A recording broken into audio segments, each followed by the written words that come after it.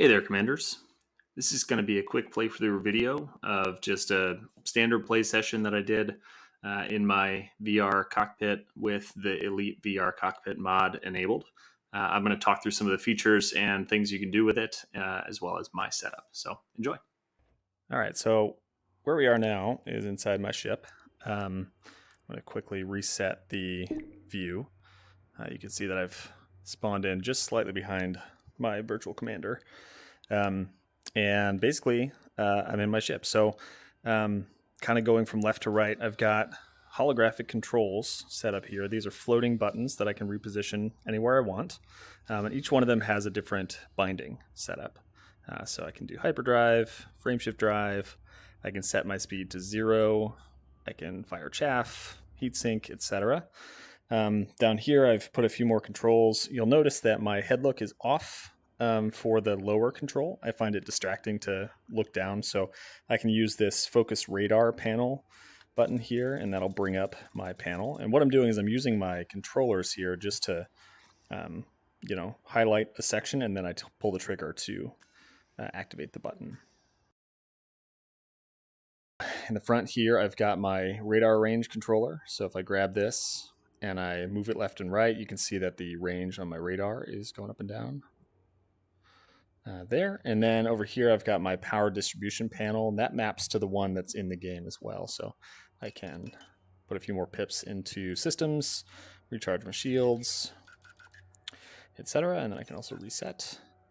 And then down here I have what is called the meta panel. So again, just a couple options. So I can hit the escape key, I can unlock everything, and this is all now movable. So I can reposition any of these controls that I want to make them a little more orderly if I feel like it.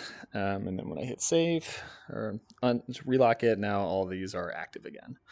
And then lastly, I've got my throttle on the left hand and my joystick on the right hand. So you can see moving my joystick up and down, throttle, right? I've got some improvements planned here. The throttle doesn't currently do anything when you get to 0, so it's kind of hard to find the 0 button. So my workaround is just always had the set speed to 0 right there. And it's pretty easy to go. So I'm gonna stop talking and just do a little pirate hunting. I've got some stacked massacre missions set up here. So I'm gonna go ahead and get going. Frameshift drive charging. 4, 3, 2, 1, engage.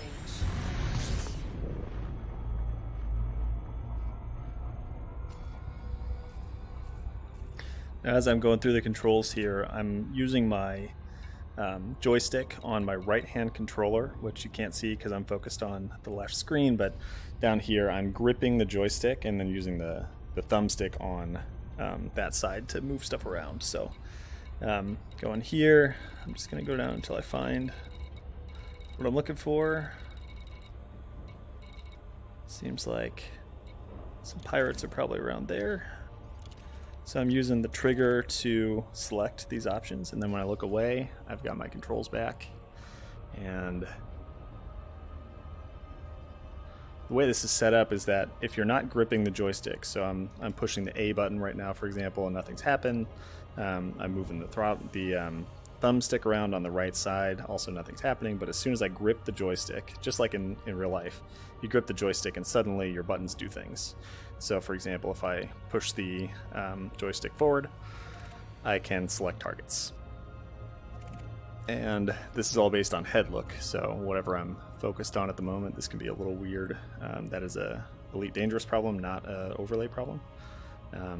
So I'm just going to go to the nav beacon.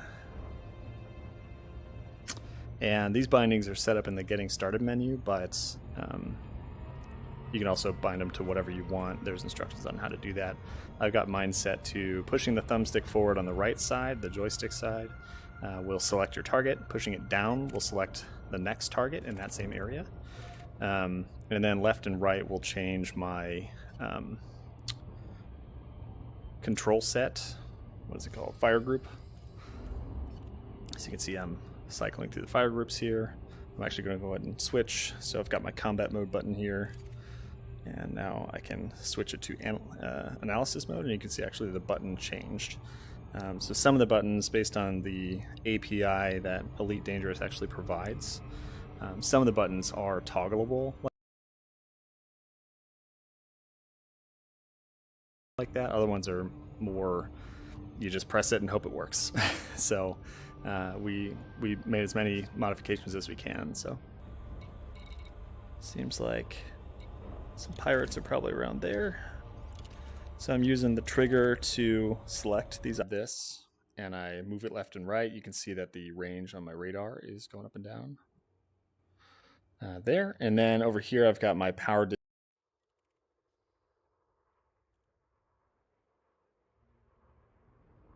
I'm in a friendly region, so there's not likely to be any pirates or anything at this point, but yep, Shield of Justice.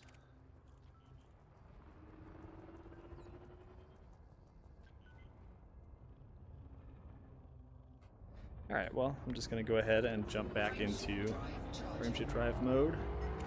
Frameshift mode. 4, 3, 2, 1, engage. Now, if you've played the game before, none of this is really all that special, but what I'm going to go ahead and do is show off the FSS mode, the full system, full spectrum scanner. So I have to throttle down for that. That's a game requirement.